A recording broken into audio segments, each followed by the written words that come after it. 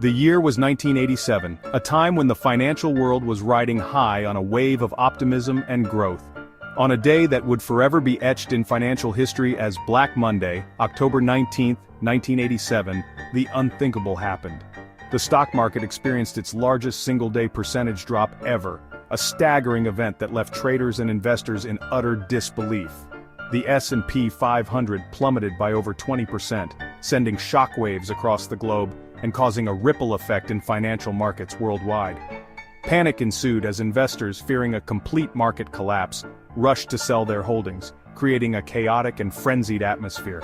It was a stark reminder of the inherent volatility of the stock market, a place where fortunes can be made and lost in the blink of an eye. But here's the thing about markets. They're resilient. They have an incredible ability to bounce back from even the most severe downturns. Despite the severity of Black Monday, the market eventually recovered, demonstrating its remarkable capacity for resilience and recovery. Not just recovered, but went on to reach new all-time highs, proving that patience and perseverance can pay off in the long run. This event underscored a powerful lesson. Panic selling is rarely, if ever, the answer. Reacting out of fear can often lead to regrettable decisions. Those who stayed the course, riding out the storm, were rewarded for their patience and discipline. They understood that market downturns are temporary. Black Monday serves as a powerful reminder that market downturns are a natural part of the investment cycle. They are inevitable, but they are also survivable. Instead of fearing them, we should view them as opportunities. Opportunities to reassess, to strategize, and to invest wisely. Opportunities to buy quality assets at discounted prices and position ourselves for long-term growth. This is where true wealth building happens. Remember, the stock market is not a get-rich-quick scheme, but a vehicle for building wealth over time. It requires patience, strategy, and a long-term perspective. The key takeaway? Stay calm during periods of volatility.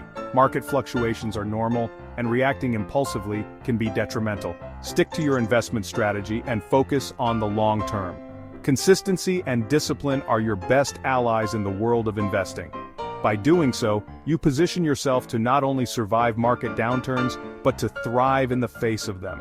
Embrace the journey, and let the market work for you. Let me share a personal story. Back in 1985, at the age of 18, I started my investing journey with just a few dollars to my name. I was young, ambitious, and determined to build a brighter financial future for myself. I spent countless hours reading books, studying financial charts, and learning from every resource I could find. I knew that the stock market, despite its ups and downs, held immense potential for wealth creation. The idea of making my money work for me was incredibly appealing. But here's the thing. I didn't start with a silver spoon. My family lived modestly, and luxuries were few and far between. I didn't have a trust fund or wealthy parents to bankroll my investments. Every dollar I invested was hard-earned through part-time jobs and summer gigs. I started small, investing whatever I could spare from my earnings. It was a slow and steady process, but I was committed to it. It wasn't much, but it was a start. Each small investment felt like a step towards a more secure future. And more importantly, it instilled in me the discipline of saving and investing regularly. This discipline became a cornerstone of my financial strategy. Over time, something magical happened: compound growth. The concept of earning returns on my returns fascinated me. Like a snowball rolling down a hill, my investments started to gain momentum. Each reinvested return added to the growing mass. The returns I earned were reinvested, generating even more returns. This reinvestment cycle was crucial to building my wealth. This snowball effect, compounded over years and decades, is what ultimately transformed my small, consistent investments into a substantial portfolio. It was a slow process, but incredibly rewarding. This is the power of compound growth. It's like a financial superpower that works its magic over time. The longer you stay invested, the more powerful this effect becomes. The earlier you start, the more time your money has to compound and grow exponentially. Starting early gives you a significant advantage. It's not about timing the market, it's about time in the market. Staying invested through the highs and lows is key to reaping the benefits of compound growth.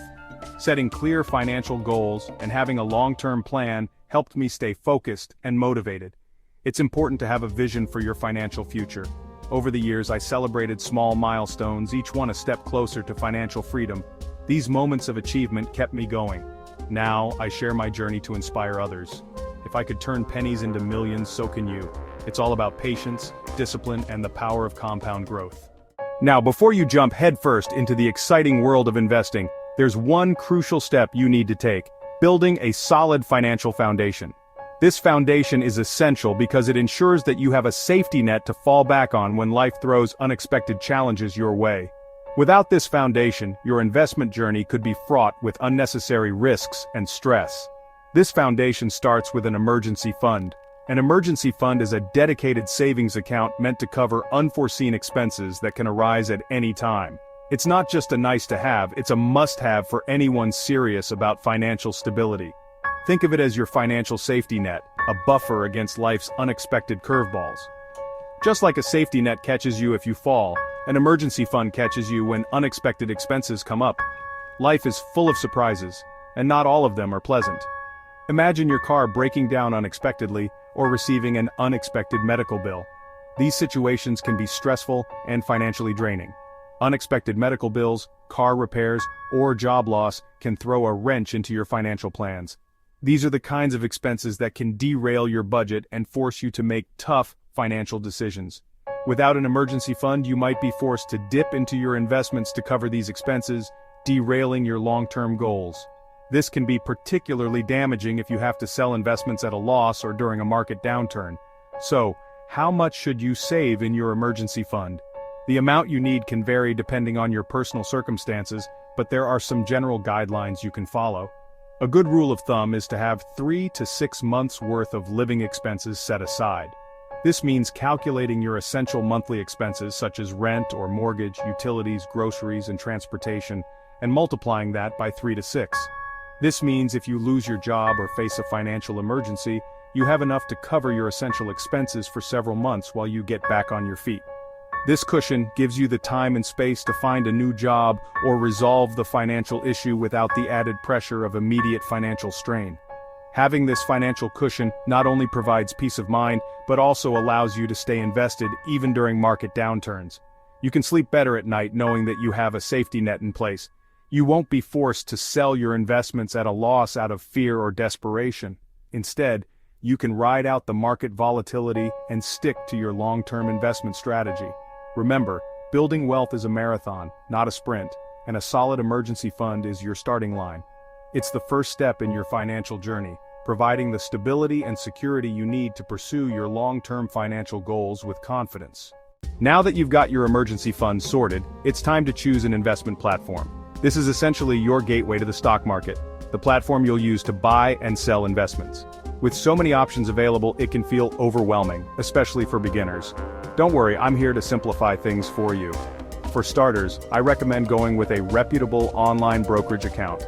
These platforms are user-friendly, offer a wide range of investment options, and typically have low fees. Some popular choices include Fidelity, Vanguard, and TD Ameritrade. When opening your account, you'll also need to choose an account type. There are two main types: taxable brokerage accounts and tax-advantaged accounts, such as individual retirement accounts, IRAs, in the US. Each has its own tax implications, so it's essential to understand the differences. Taxable brokerage accounts offer the most flexibility, but any profits you make are subject to capital gains taxes. On the other hand, tax-advantaged accounts like IRAs offer tax benefits, but come with certain restrictions, such as penalties for withdrawing funds before retirement age. Alright, so you're new to stock investing and it can feel a bit overwhelming at first, right? Well, don't worry because you're not alone. Everyone starts somewhere. The key is to take it one step at a time. First things first, you need to understand the basics. Stocks represent ownership in a company. When you buy a stock, you become a shareholder, which means you own a piece of that company. Next, let's talk about risk. Investing in stocks always involves some level of risk. The value of stocks can go up or down, and it's important to be prepared for that. Diversifying your portfolio can help manage this risk.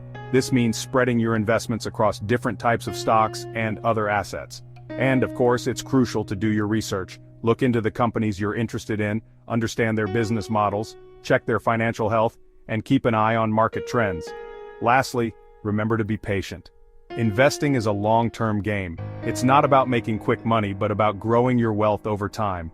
So take a deep breath, stay informed, and enjoy the journey of learning and growing as an investor.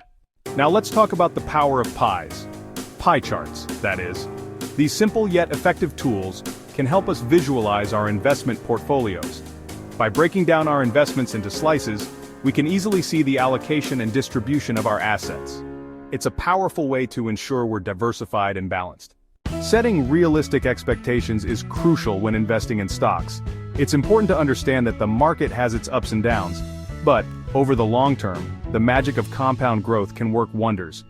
By reinvesting dividends and staying patient, your investments can grow exponentially. Remember, it's not about timing the market, but time in the market.